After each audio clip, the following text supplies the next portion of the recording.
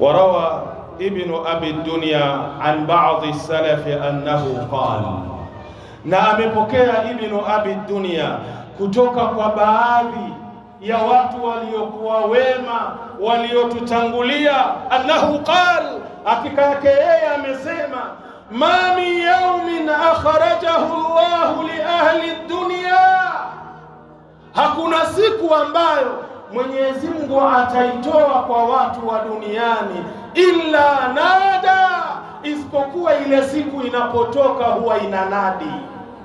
Kuna maneno ile siku huwa inasema. Ni maneno gani?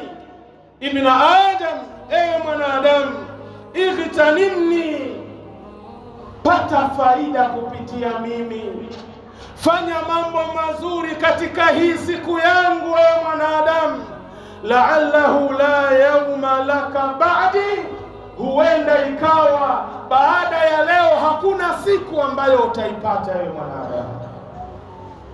Hiyo ni siku inakwambia wewe mwanadamu, hii siku ambayo upo ndani yake, yafanye yale ya faida, yafanye yale ambayo yatakusaidia yaumal qiyama. Kwa sababu gani?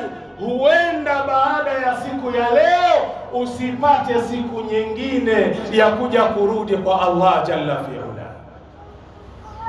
Wala lailatin, na wala hakuna usiku unaingia illa tunadi, isipokuwa usiku ule pia unanadi. Ibn Adam, mwanadamu, ightanimni, nitumie mimi kwa kupata faida, la'allahu la lailata ba'di, huenda hakuna usiku mwingine utaupata baada ya usiku huu. Siku yenyewe inalalamika kwa mwanadamu, siku yenyewe inatoa mwito kwa mwanadamu, lakini huyo mwanadamu anayepewa mwito huu, aina huwa, yuko wapi wakati huo? Yupo katika kunywa pombe, yupo katika kula riba, yupo katika zinaa, yupo katika kamari, yupo katika wizi, wala yeye hana ghera na wala asikii uchungu ile siku inapotoka akiwa na muasi Allah jalla fi'ala.